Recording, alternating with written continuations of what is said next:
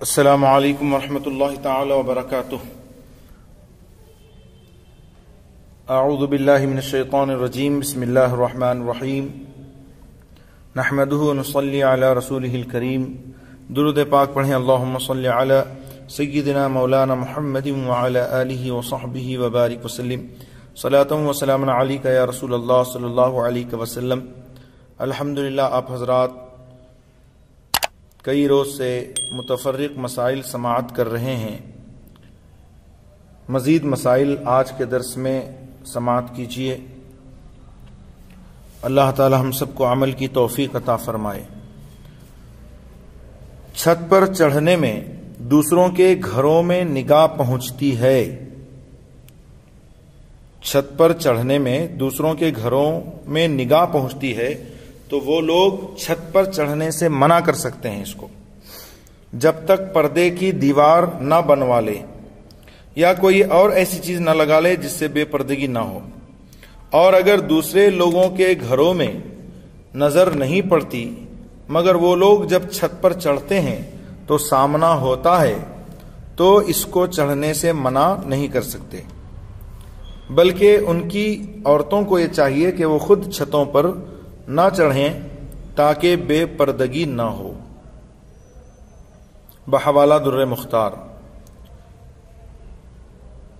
کسی کے مال پر دباؤ اور دھونس سے علانیہ علل اعلان کھلم کھلا اس کے قبضے کو ہٹا کر اپنے قبضے میں لے لینا غصب کہلاتا ہے. اور حدیث شریف میں فرمایا کہ جو شخص پرایا مال لے گا وہ قیامت کے دن اللہ تعالی سے کوڑھی ہو کر ملے گا. العیاذ باللہ تعالی. بحوالہ طبرانی شریف.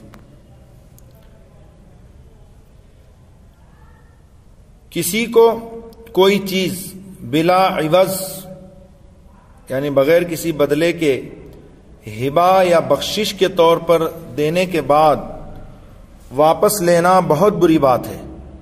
حدیث میں ارشاد ہوا اس کی مثال ایسی ہے جس طرح کتا قے کر کے پھر چاٹ لے.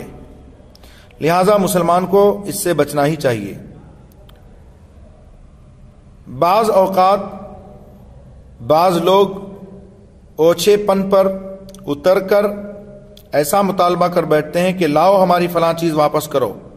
یہ بڑی اونچی اور گری ہوئی حرکت ہے. آج کل دیکھا جاتا ہے کہ بہت سی عورتیں دوسروں کے برتنوں کو جن میں کوئی چیز بطور تحفہ و ہدیہ آئی برتن میں انہوں نے رکھ کر کے بھیجا اور اس وقت برتن کسی وجہ سے واپس نہ کیے گئے بلا تکلف اپنے گھر میں استعمال کر لیتی ہیں. حالانکہ انہوں نے وہ برتن آپ کو برتنے کے لیے نہیں بھیجے بلکہ اس میں ہدیہ یا تحفہ کی چیز رکھ کر بھیجی. وہ چیز آپ لے کر کے برتن واپس کر دیں. لیکن عورتیں جو بلا تکلف ان برتنوں کو گھر میں رکھ کر کے استعمال کر لیتی ہیں یہ جائز نہیں ہے.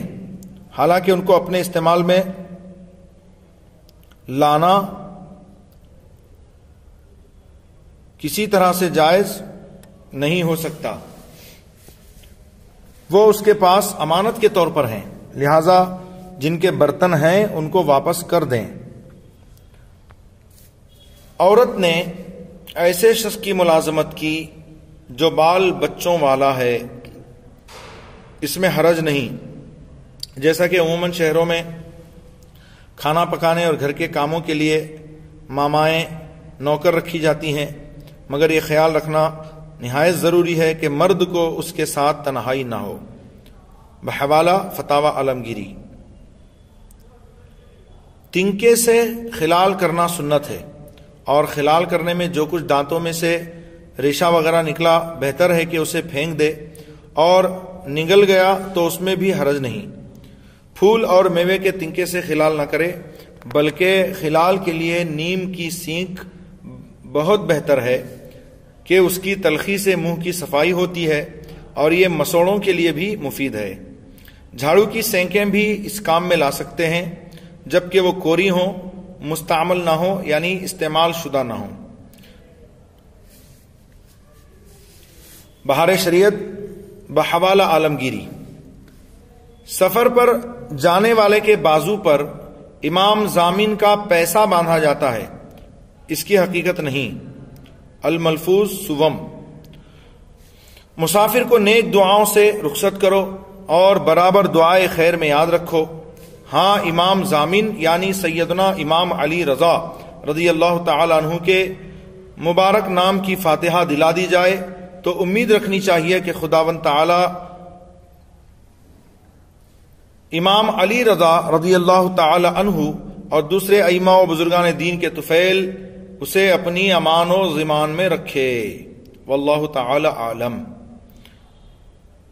بچہ پیدا ہونے کے بعد پہلا کام یہ کیا جائے کہ نہلا کر اذان و اقامت بچے کے کان میں کہہ دی جائے تو انشاءاللہ تعالی بچہ ام الصبیان، ایک طرح کی وبائی بیماری سمجھ لیجئے، تو ام الصبیان اور اس میں شیطان کی مداخلت بھی ہوتی ہے، تو ام الصبیان سے کہ ایک خبیث بلا ہے عمر بھر محفوظ رہتا ہے۔ سبحان اللہ۔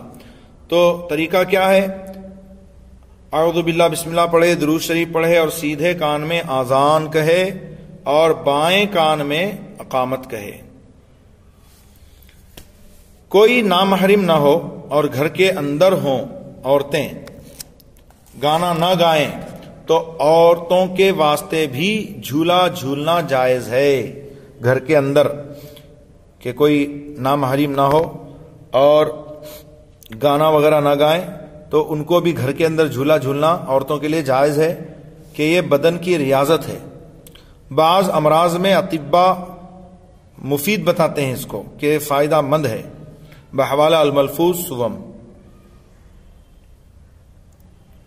آفتاب کے غروب ہونے کے بعد یعنی سورج کے ڈوب جانے کے بعد چاند جب روشن ہوتا ہے اس وقت سرکش جن زمین پر منتشر ہوتے ہیں، پھیلتے ہیں۔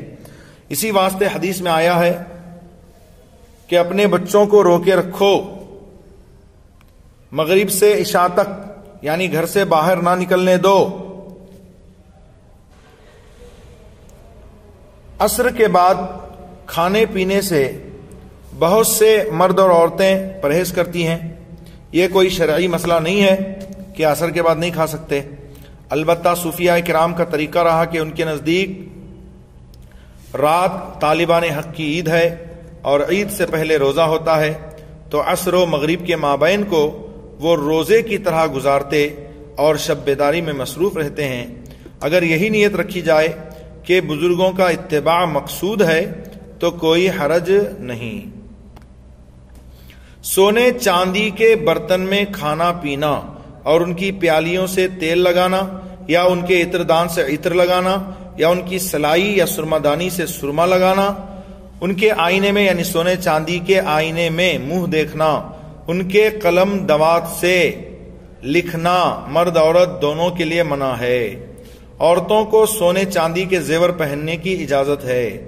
زیور کے سوا دوسری طرح سونے چاندی کا استعمال مرد عورت دونوں کے لیے ناجائز ہے۔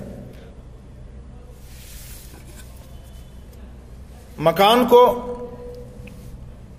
چاندی سونے ریشم سے آراستہ کرنا، سنوارنا، مثلا دیواروں دروازوں پر ریشمی پردے لٹکانا اور جگہ جگہ قرینے سے سونے چاندی کے ظروف یعنی برتن اور دوسری چیزیں سجا کر رکھنا جس سے مقصود محض آرائش و زیبائش ہو یعنی صرف سجاوٹ مقصود ہو تو کراہت ہے یعنی مکروہ ہے، اور معاذ اللہ اگر تکبر یا تفاخر اترانے سے ایسا کرتا ہے، اترانے کی بنیاد پر، تکبر کی بنیاد پر، تو ناجائز ہے۔ غالباً کراہت کی وجہ یہ ہوگی کہ ایسی چیزیں اگرچہ ابتداءً تکبر سے نہ ہوں مگر بالآخر عموماً ان سے تکبر پیدا ہو جایا کرتا ہے۔ تو الحمدللہ علماء کرام بزرگان دین کی نظر بہت دور تک دیکھتی ہے اور وہ بہت دور کا سوچتے ہیں، اس لیے ایسا حکم ہے۔ بہار شریعت بحوالہ رد المحتار، مرد کو سونے چاندی کے بٹن کرتے یا اچکن میں لگانا جائز ہے، جس طرح ریشم کی گھنڈی جائز ہے، یعنی جبکہ بٹن بغیر زنجیر ہوں، یعنی اس میں چین نہ ہو، اگر زنجیر والے بٹن ہو، چین والے بٹن ہو، یعنی سونے کے بٹن ہیں اور اس کے ساتھ زنجیر بھی ہے، تو ان کا استعمال ناجائز ہے، کہ زنجیر زیور کے حکم میں ہے جس کا استعمال مرد کو ناجائز ہے۔ نابالغ لڑکوں کو بھی ریشم کے کپڑے پہنانا حرام ہے اور گناہ پہنانے والے پر ہے۔ ایام محرم میں، یعنی محرم شریف کے دنوں میں پہلی محرم سے 12ویں تک 3 قسم کے رنگ نہ پہنے جائیں۔ سیاہ یعنی کالا کہ یہ رافضیوں کا طریقہ ہے، اور سرخ یعنی لال کہ یہ خارجیوں کا طریقہ ہے، کہ وہ معاذ اللہ اظہار مسرت یعنی خوشی ظاہر کرنے کے لیے سرخ پہنتے ہیں۔ اعلی حضرت عظیم البرکت مجدد دین و ملت امام احمد رضا فاضل بریلوی علیہ الرحمت و رضوان نے اس سے منع فرمایا۔ اور تیسرا رنگ جو ہے وہ ہرا رنگ ہے، اس کو بھی ایام محرم میں پہننے سے منع فرمایا، سیاہ، سرخ اور سبز، کہ یہ بدعتیوں کی علامت ہے۔ عورتوں کو بالخصوص چوڑی دار پاجامہ نہیں پہننا چاہیے کہ اس میں پنڈلیوں وغیرہ کی پوری حیت نظر میں آ جاتی ہے۔ عورتوں کے پاجامے ڈھیلے ڈھالے ہوں جیسے کہ شلواریں، اور نیچے ہوں کہ قدم چھپ جائیں، ان کے لیے جہاں تک پاؤں کا زیادہ حصہ چھپے اچھا ہے، بحوالہ بہار شریعت وغیرہ۔ آنے والے نے سلام نہیں کیا اور بات چیت شروع کر دی تو اسے اختیار ہے کہ اس کی بات کا جواب نہ دے، کیونکہ رسول اللہ صلی اللہ تعالی علیہ وسلم کا فرمان ہے السلام قبل الکلام، بات کرنے سے پہلے سلام کرو۔ جس نے سلام سے قبل کلام کیا اس کی بات کا جواب نہ دو، بحوالہ رد المحتار۔ جس کو چھینک آئی وہ یہ کہے الحمدللہ رب العالمین یا الحمدللہ علی کل حال، اور اس کے جواب میں دوسرا شخص یوں کہے یغفر اللہ لنا ولکم، اللہ تعالیٰ تمہیں اور ہم کو بخشے، یہدیکم اللہ ویصلح بالکم، اس کے سوا کوئی بات نہ کہے، یغفر اللہ لنا ولکم کہے یا یہدیکم اللہ ویصلح بالکم کہے۔ اللہ تعالیٰ اپنے حبیب صلی اللہ تعالی علیہ وسلم کے صدقے و طفیل سے ہم سب کو احکام شرعیہ پر عمل کی توفیق عطا فرمائے۔ میں فقیر فیاض علی قادری رضوی، خطیب و امام مسجد گلشن بغداد بنگلور، آپ سے درخواست کرتا ہوں اور امید کرتا ہوں کہ آپ اس درس کو خود بھی سنیں گے اور دوست و احباب کو بھی شیئر کریں گے۔ فجزاکم اللہ تعالی احسن الجزا۔ السلام علیکم ورحمۃ اللہ تعالی